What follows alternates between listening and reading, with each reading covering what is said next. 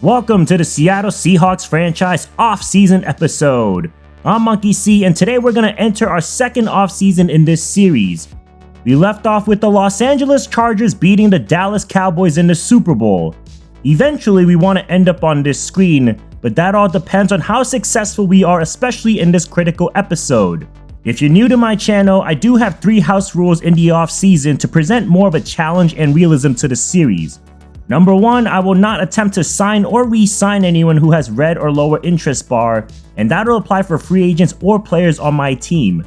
If players on my team have red or lower interest bars, I'll take it as a player requesting a trade or made it known they don't want to re-sign with us. Number 2, for the NFL draft, I will not look at mock draft 5 to keep the suspense. And number 3, I can only trade up once and trade down once in the draft. Since other teams don't trade, I want to make it a bit more fair, and I'm not just stockpiling picks or getting rid of late round ones, but trades may happen before the draft. If you're new or haven't already, please hit that subscribe button and like the video, and we'll get this fun episode going. Prior to the moves, I feel a small recap is necessary. Our first year, we finished with a 7-10 record, obviously missing the playoffs, and we made some big changes by bolstering up the offensive line. That is to protect the new quarterback in Season 2, Sam Howell. We also needed to improve the defense, which finished last in our first season, but even with some minor upgrades, it was rough out the gates. Losing our first 3 games and then finally beating the Browns to pick up our first win. With the 1-3 start during that time, we decided to make some big changes. We were intentionally conservative with our finances the first offseason so we could retain some big names, and we even signed Sam Howell to an extension. But the biggest move during that time was trading away Tariq Woolen. He had not picked up an interception in nearly 2 seasons and was consistently outmatched. And if you don't believe me, watch the previous videos. And it turns out he eventually does get one later on in the season with the Raiders in a loss. The comment section wasn't happy about those moves, but the changes made then sparked our defense, leading us to some big time wins, which included some exciting walk-offs against the Panthers and the Colts in overtime. That led us to believe that this 1-3 start was just a rusty one. We were starting to learn how to win games again, and the once worst-ranked defense would look amazing with the subtraction of Tariq Woolen. The energy of the team had a vibrant buzz. We felt confident in our rookie Demarius Golston's transition to left tackle and the play of Steven Gregory. But sitting at 500, we decided to be small sellers at the deadline and traded away Charles Cross for a 3rd round pick. That could be a 4th if he did not re-sign with the Dolphins, but he would eventually get a 2-year extension, so we do get to keep that pick. But then the inconsistency kicked in. The final 8 games of the season were the most confusing experience I've ever had with the franchise. Opposing teams started exposing our vulnerabilities as a defense by using their quarterback's mobility, and it will be a focus this offseason. However, it wasn't all bad. Our defense had some games where they would give us a spark, and one of the biggest contributors was Cameron Tucker, the safety, who we took in the 2nd round last offseason. And even with his amazing efforts, he somehow still ended up 3rd in the Rookie of the Year race. But our offense went completely out of sync, and there was a period where we couldn't even buy points in the back half of the season. And things went from fluidity to highly dysfunctional in a hurry. Sam Howell and the offense just couldn't get on the same page, and although this won't end in an ugly divorce, the trust in him being our quarterback of the future was fractured. But even through the adversity and inconsistencies in the final stretch, this team still managed to beat the Niners to close out their season and heighten their chances for the playoffs. But 9 wins would not be enough to punch us a ticket into the postseason, leaving a painful end to Sam Howell's season as the starting quarterback, and this offseason will be crucial to breaking free from the cycle of mediocrity. It's been decided that our focus will shift to drafting our franchise quarterback and bolstering the defensive line to limit the quarterback's time in and out of the pocket. We'll start at the re-signing stage as we send off and close the chapter of Bobby Wagner's decorated career and some other key names moving on from the game. Legacy is just as important as winning games, and it has a sweeter feeling to it when you take home the Lombardi Trophy with a guy that's given you everything they've got in their career. And that is why the Seahawks veteran Tyler Lockett is going to get a new deal to re-sign with us, and at this point of his career, I would like him to be a mentor to the younger receivers on this team and finish his journey out in Seattle. For the other guys on this list, we aren't writing these players off to come back. But if I'm investing large chunks of change to make it to the playoffs, we are going to test the market ourselves and see if there are better options available. We have $106 million to work with, so it's time to see how we can best allocate our funds to this free agent class. The top player in free agency is Brock Purdy, who is the highest rated player. So things are about to get very interesting. As tempting as it is, I would not sign Brock Purdy, but if he does leave the Niners, the window may have just cracked wide open for us to take back the West. I told you last episode I'm going to be very aggressive and we need to inject talent to this pass rush so quarterbacks are better contained than what we saw from last season. The best way to get that done is to take them down before they get through their progressions, which is why Odafe Owe is the first guy I offered to in this 2025 offseason. But the next guy would also be upgrading our D-line, and it would be Dayo Adeyingbo. If you watch my series enough, you know he's going to get playing time because I rotate my rushers as much as I can and stick with the guy who has the hot hand. Adeyingbo is only 26 years old with tons of traits and athleticism that makes him enticing, so we would love to include him into our plans. The trend will carry on. We lacked depth when we dealt with key injuries, so we'll keep beefing it up. I thought about DJ Reader as an option, but ultimately I went with Devontae Wyatt because of his age and athleticism. Speaking of athleticism, our defense was susceptible to scrambling quarterbacks, highlighting the need for us to find a faster linebacker. I want to preface, just because some of these guys might sign, doesn't mean we won't draft these positions. I want us to be well equipped so we can strategically take the best player available. Ivan Pace has interest in joining our team, and I would say that the interest is mutual for a 3-year deal. Nakobe Dean was also considered for me. Flipping to the other side of the ball, Taylor Moton brings ample experience and is currently ranked as the highest right tackle in the class. I'm confident this is the direction we need to take. We are fully committed to selecting a quarterback in this draft and will do whatever it takes to support his success. Having a seasoned veteran like Moton to anchor the right side of the line provides confidence and reassurance that our new quarterback will have solid protection. These are the first 5 players I'm going to go after, and as the first evaluation proceeds, 4 have made a decision and they have all decided to join the Seattle Seahawks. We revamped our front 7 and brought in Taylor Moton. Unfortunately, this move signals the end of Abraham Lucas's time in Seattle. I wrestled with the decision to bring him back, but ultimately it came down to prioritizing experience and what's best for the team moving forward. Additionally, we will move on from Noah Fant as well. I just really trust what I saw from Nate McDonald last year, and we are going to give the second-year tight end a shot to start. We are going to up the offer on Owe. This is the big fish I really want to catch this offseason, and I'm willing to pay a pretty penny for him. I am just scarred by our front 7 last year, and we locked down Devontae Wyatt, but it doesn't hurt to have DJ Reader mentoring our D-line as well. Also, a fun storyline for Terrell Bernard to team up with his old partner Tyrell Dotson back in Buffalo. Michael Dixon left in free agency, so how about the young Matt Araiza to secure that spot for the long term? These are the final 4 players I want to add to our roster. We offered to 8 total players, and all 8 have decided to play for us. I wanted to add a receiver, but there's none that would be better than what we have at the moment. But I'm extremely happy with what we've done to the defensive side of things. They'll now have to earn their playing time, but you guys can let me know what you think about free agency in the comment section. However, the biggest storyline has nothing to do with us. It's Brock Purdy taking his talents to the New England Patriots. This changes everything in our division. And he made it clear there's no one he would want to play for, and that's why he signed there. This raises plenty of questions moving forward, starting with Drake May. Is he now on the trade block? His performance has been underwhelming, struggling significantly in his second year and finishing as the league's 3rd worst team. The bigger question for the Niners is whether they'll target a quarterback in the first round of the draft. Right now, their roster doesn't feature anyone at that position. They passed on signing a quarterback in free agency, which only adds to the uncertainty. With so many quarterback-needy teams in the mix, the draft is now shaping up to be a complete wildcard. I'm now considering strongly trading up in the draft and prepared to pay a premium to do so. As we navigate the chaos that comes with the NFL draft, we see that the rest of our division has focused on making moves to build around their quarterbacks. and that included Noah Fant, who has decided to join the Rams, and we'll see him twice next season.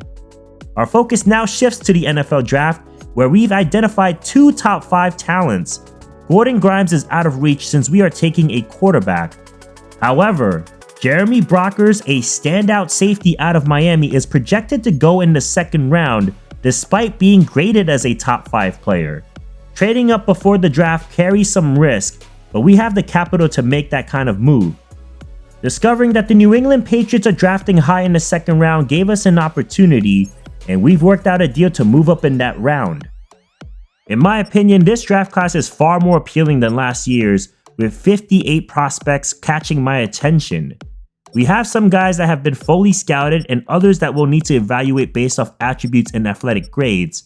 I'll walk through each pick as detailed and concise as I can be, but let's get into the most exciting part of the offseason. The Saints are projected to go with the quarterback out of Washington, Tyler Stevenson, and they will go exactly that direction. I realize I turned off my animations, so I'll turn it back on just because it's a fun feature. As the Jacksonville Jaguars are on the clock, make their selection in Tremaine Morris to help their front 7. They were the worst ranked defense last season, and they desperately needed to revamp their defensive line that was last in sacks, just not against us. New England is on the clock. They have a new franchise quarterback in Brock Purdy. I feel good about them picking since they won't take a quarterback. In fact, they are going to bolster Purdy's protection with James Harden. And no, this one does not have a beard. But this is also the moment where I want to remain aggressive like we have been all offseason and trade up to the number 4 pick of the draft. I knew this was going to be very costly, and I also love the irony of trading with the Denver Broncos for a chance to take our quarterback of the future. Julian Love, along with our first round pick this year and 2 years from now, and a second rounder next year for number 4. And we are on the clock. I have looked over the polls that I posted up between Tyler Foster and Cal Bird. I think both of them are going to be great in this league, but with the offense I'm attempting to run, I needed someone who has a strong arm. And Cal Bird edges that out, and we are going with the quarterback out of Miami to be our future key holder of this franchise. We paid a costly price for him, and it's now our job to make sure we take the proper channels of developing him. He is the first quarterback selected by the Seahawks in the first round since Rick Mirer, 2nd overall in 1993. He ended up being a journeyman, but we hope that this bird will soar to new heights. He is the 23rd best player in the class with elite medium and deep accuracy. He's listed as a scrambler, and that plays into his ability to throw under pressure. More importantly, he's got 93 arm strength and he's got hidden development, and we are off to a great start. The speed is not great for a scrambling quarterback, so he's not going to be a burner like Lamar Jackson, but he could be someone who has the potential to improvise in and out of the pocket. As we fast forward to the Bengals selection, and they take the top 5 corner in Gordon Grimes, and we'll check him out after. We'll jump to the Niners selection, and they have a chance to take Tyler Foster here. And San Francisco will go with a tackle in Ricky Pope. Still no quarterback on their roster, and we'll see how that position will unfold for them when it's all said and done. I could consider trading Drake May to them, but you guys can let me know in the comment section. As we jump ahead to the Rams pick in the first round, outside of the tight end and receivers taken by the Florida teams, it's been all guys in the trenches. As the Rams go with a shocker. Tyler Foster out of Washington State is now going to play us twice, even though they just signed Justin Fields long term. From hometown kid to longtime rival, things just got very interesting. As the Super Bowl champion Chargers will wrap up the first round, and let's not forget we have 2 picks in the second round, including the one that we traded up with New England. All we can do is wait because the pick is going to be for Jeremy Brockers to complete our hunt for Hurricanes, and we'll keep a close eye on him with these next 2 picks. I do have a backup if Brockers doesn't get to us, and that would be a 6'4" corner Kendrick Duhan out of Oregon State. If we lose out on Brockers, I would be bummed out, but I do like the potential of Duhan. And if we somehow leave the second round with both of them, I feel like we would win the draft already. Saints went with a defensive tackle in Chris Pemberton, and now one pick away from Jeremy Brockers as the Jacksonville Jaguars select an offensive lineman. We couldn't wait to bring the card in with this kid's name on it, and welcome to Seattle, Jeremy Brockers. We just traded away Julian Love, and we hope the excitement in the room is translated to the fans in the stands cheering him on as he makes impactful plays. Number 3 overall talent taken in the second round. Smart, reliable player, sure tackler, and I'm okay with where his speed is at 91 and 89 acceleration, but no development trait, so that's a bummer. But he is definitely a good player we can work with. We'll jump ahead to our second pick in the same round as the Lions will select before us and they go with a left tackle. I don't believe it, but Kendrick Duhan is still on the board. I hope he has hidden development, but a 6'4" corner with great speed is aesthetically pleasing for traits we look for. Welcome Kendrick Duhan to the Seattle Seahawks. We are still trying to figure out the right puzzle pieces for our secondary, and we'll see if Duhan can be the missing piece we're looking for. And how about a top 10 player in the class with track speed and high football IQ? I think we hit this one out of the park. Hidden development to go along with 95 speed and 90 jumping and acceleration. We have struggled with speedy corners in the past, and he'll look to change that scenario with Devin Witherspoon, Nehemiah Pritchett, and Brandon Ballard. The third round still has plenty of talent that I would love to see in our uniform, starting with Ben Silas. He is over 400 pounds, and we could continue to build our defensive line, and he would create a very intimidating presence right in the middle of it all. Or we could go in the direction of a linebacker in Juwan King. He's rated high for his true talent. His speed may be a bit concerning for what we are looking for, but still a very good player. Joey Newton could be a good option since Noah Fant is no longer with the team. Newton is 6'6" with great athletic traits, but he is raw in other skills. Last but not least, an edge rusher in James Woodley. He's got really good size and has amazing athleticism. For a third round option, I think he could create havoc in the backfield. The Vikings were ahead of us and they selected Juwan King. So that would shorten our list, but we still have to pick one out of the remaining 3. I just think it's so much fun that we have a chance to take a 400-pounder and just stick him right in the middle of an experienced D-line now. He's a true second to third round talent, and he'll have time to develop and possibly be a dominant player in the league. Excited to pick a guy like Ben Silas. He is the 64th best player in the class, and I love how the evaluation of his scouting report shows he's a space eater. He's got a lot of mass and a possible powerful rusher. And he's got hidden development. That's 3 out of the first 4 players we've selected in this class. Let's hope we keep up the good work in this exciting class. The Niners are directly after us. They still have not taken a quarterback, and they won't here either.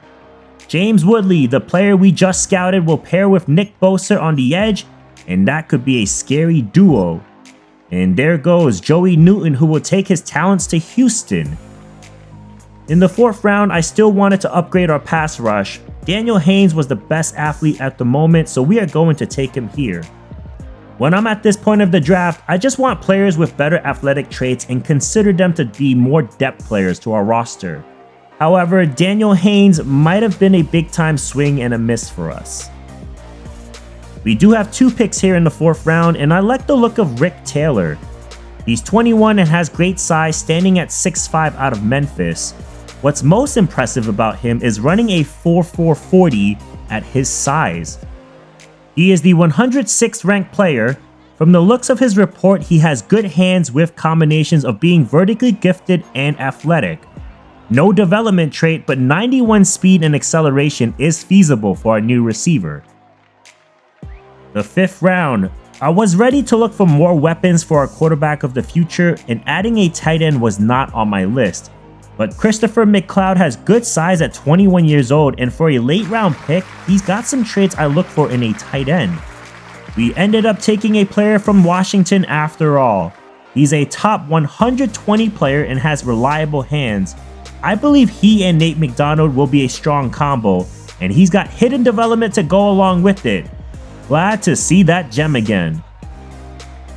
In the 6th round, I was looking for more speed at the receiving position. This would mainly be someone I can rely on for special teams. I like the look of Braden Parks even though physically he's below average for NFL size and route running needs to be more refined. He is known for his elite speed and that's all we could hope for in this moment and feel good about how our class is coming along. I'll take 95 speed from a returner any day. How about another receiver as we near the end of the draft? Bernie Coleman out of Harvard has upside with his athletic grades. He's definitely going to be a project player. Hopefully his skills on the turf are just as impressive as his book skills at Harvard. We did this last year to round out the rest of the draft and it paid dividends taking a gigantic lineman. He's not 380 pounds like Stephen Gregory last year, but Malcolm McCullough is 363 pounds at 6'8". And the commissioner came back out to announce his name. What a way to finish off an incredible draft, and we would end it with a colossal pick. Large human being who played basketball, and I think this kid has potential to be a good option as a backup. But he's got hidden development with 97 strength. I may be wrong, this guy could be a starter someday. Before I end the draft, the Niners are still without a quarterback and we are in the 7th round. And they finally take one in DJ McManus. Another 7th round quarterback like Brock Purdy. Could this be the 2.0 version of it all over again? It's always fun to go through the draft, but it always comes down to how well we really did in the process. Plenty of things to discuss, but I really think we hit this one on the nail. It's gonna start with the new bird in the nest. Cal Bird is a 74 overall. He's listed as a scrambling quarterback. I think he has the ability to run, not necessarily the only thing he will do. I have to be careful when I say this, but it's like Josh Allen where he could improvise on a play, but you're not going to get a track star out of Bird. He does have the arm strength we've been envying for quite some time, and it was a solid start to our draft. Jeremy Brockers, his teammate out of Miami as well, is a great player to plug in and play as a starter. We traded away Julian Love in the 1st round, and it was prematurely hoping that he would be available in the 2nd round, and thankfully he was. No hidden development doesn't concern me, because if he balls out during the season, we're gonna have a dominant combo at the safety position with him and Cameron Tucker. Kendrick Duhan feels like a steal in the 2nd round. Somehow he fell to us even though he was the 10th best player in the class. He's raw and I want to properly develop him so he may start in the slot rather than the outside for now and eventually compete with Nehemiah Pritchett to play near the boundary. This was probably the most fun pick when we took Ben Silas in the 3rd round. We had other options, but 400-pound linemen don't grow on trees, they are just built like one. And Ben Silas has tons of potential to be a big-time interior threat going forward. And on the left side of your screen, he has a flurry of traits to be a dominant pass rusher, so he may be more than just a space eater. Daniel Haynes was our pick in the 4th round. Unfortunately, he seems to be a miss on our end. With the amount of depth we have on the roster, Haynes would not make the 53-man roster and placed on the practice squad. But our second 4th round pick is Rick Taylor out of Memphis. Solid size, age, and athleticism. He has the tools to be a good player, but like Kendrick Cook last year, we have to find ways to maximize his potential. But the raw talent alone seems better than what Cook was as a rookie last year.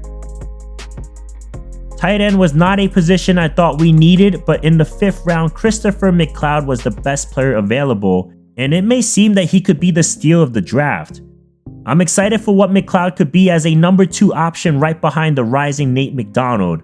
If you watch this series long enough, you know I love running 2 tight ends, so expect to see a lot of McLeod this year. Braden Parks has a smaller frame than what we ideally look for out of receivers, but this guy could be a really fun option as a returnman on special teams. Could he develop to be an option at receiver? That is still to be determined, but I wouldn't write him off. We continued the trend on receivers in the 7th round, but Bernie Coleman also did not make the team and was placed on the practice squad after preseason was over. We'll see if he can work his way up. And we finished off the draft with Malcolm McCullough, We took a shot at Steven Gregory last year and he's become a reliable guard. With McCullough, he will be our swing tackle and I hope he can play right tackle for us one day. But for now, he'll be used if injuries occur. I feel really good about this fresh group we brought in, but you can let me know in the comment section what you think. There were no players over an 80 overall or higher. This was still an exciting class, and to come away with 2 top 10 players feels like a big time win. Of course, you still have to develop them and ratings are nice, but they have to find ways to display that talent onto the field. This is also a good time to check out some players in the class and see who we missed out on. Tyler McPherson is the best player in the class, selected number 1 overall by the New Orleans Saints, who believe they have found their franchise guy. The 23-year-old out of Washington is going to be a good player, but depending on what his depth trait is, I feel good about Cal Bird and what he will bring to our team. Gordon Grimes was out of reach when we took the QB, and he was the second best player in the class. He seems okay to me. His zone coverage is very good, but his speed is concerning, especially when we took Duhan, who has 95 speed. Tyler Foster was the shock of the draft. I thought the Niners would take him, but it was actually the Rams who still have Justin Fields on their team. Fields at this stage of his career is a bridge quarterback in the franchise, and they felt strong enough to put their confidence in Tyler Foster. I liked Foster for a while, and that's why it was tough to decide between him or Cal Bird. We opted for Bird, and we'll see if he will have a chip on his shoulder facing us twice a year going forward. In the 3rd round, I really liked Juwan King, but he ended up being taken by the Vikings. No hidden dev, and his speed is actually less than ideal from what we were looking for, so I like the Ben Silas pick still. James Woodley was selected after Silas, and he has hidden dev. I just had a feeling he'll be good, and guys that I liked in this class are going to be facing us going forward, so they could make us miserable for not believing in them more. One guy I'm glad we did not pull the trigger on is Joey Newton. He's just a 65 overall with no hidden dev, and I couldn't believe that a guy with his size and speed could turn out to be a dud. I was pretty upset when he came off the board, but hindsight is 2020, and I think we made the best decision for our team. These are glimpses of what our division did in the draft. I'll do a deeper dive when we face them, but Arizona addressed their trenches as well in the class. The Niners did everything but address the most important position until the 7th round. I get that they made this work the last time with Brock Purdy, but this time around DJ McManus is the only quarterback on their current roster. I'm curious if the rookie out of Oregon is really going to be their starter going forward, or if Drake May should get traded to them, and I would need to do that manually. The Rams along with the quarterback took some premier positions, but the biggest move actually occurred after the draft, because they have sent longtime Ram Cooper Kupp to the Indianapolis Colts for Grover Stewart and a pick, a massive blockbuster here in the franchise. This second offseason was the most chaotic one we've ever experienced in the franchise. There's a lot of new faces and major changes across the league, but our division is due for a big time shakeup. We have a tougher schedule than we did last year, and some key matchups are going to be against the NFC East division. We'll see Tariq Woolen come back to Seattle this year in a Raiders uniform, and we'll go up against both Foster and McPherson, the rookie quarterbacks. And how about closing it out with the Chiefs? We do open up against the Washington Commanders to start the year. We signed Marcus Mariota, who spent some time there, and he'll serve as a mentor to the rookie QB. But how ironic that Sam Howell will go back to the place that drafted him. But it's not even guaranteed that he will start, especially with the investment we just made for the rookie out of Miami. Cal Bird is currently my pick for taking the nod. He has a stronger arm, we have the pieces on the offense to help him succeed, and we are not expecting 300 yards and 3 touchdowns out of the gate. We may experience more growing pains before we get to that point, but the potential is there. This is just an experiment I did while practicing with him. You can see that the ball comes out much faster than what we're used to, but his deep ball accuracy has some extra zing that we've been yearning for. He's not all that fast, which is why I had more of a feeling that he could be good throwing under pressure, but taking off with the ball is not going to be his first reaction. Sam Howell does have his moments where he can hit the long ball. The only bone I have to pick with him is how much he can do it on a consistent rate. and our receivers have paid a price for those mistakes, and you can see DK being frustrated with that one there. I know in Madden this year, you can sit a quarterback to help him develop, but here's my thing. I don't feel as patient as I was in year 1 or even last year. We have consistently come up short of the playoffs, and we need to go with the guy that gives us the best chance to win. So let me know who you think should get the nod on week 1. Speaking of week 1 starting quarterbacks, Drake May is still sitting as a backup. Let me know what you think we should do with him. He would need to sit this year and the next if he doesn't get traded. And the Niners saga has a shocking twist as well. They have brought back Trey Lance to be their starter this year. I stayed put and didn't trade May because the storyline is just as good for a redemption story, and if it doesn't work out, they can draft a QB next offseason. But that will be all for this episode, and I'm going to finish it off by signing fan favorite Amari Barno back to the roster. He's been so good, I just wish he enjoyed being a Seahawk. But next time on this channel, we will have this revamped Seahawks roster take on the Washington Commanders and Jaden Daniels. It's going to be an exciting season for us to come. That will come out on Friday, but for now, please subscribe and like the video if you haven't already. You want that notification for more Seahawks franchise to come, so tag along with us. This closes the first chapter and opens up a new one with a new quarterback going forward. But thank you guys so much for watching. I hope you have an amazing day. I'll catch you next time. I'm Monkey C, and I'm out.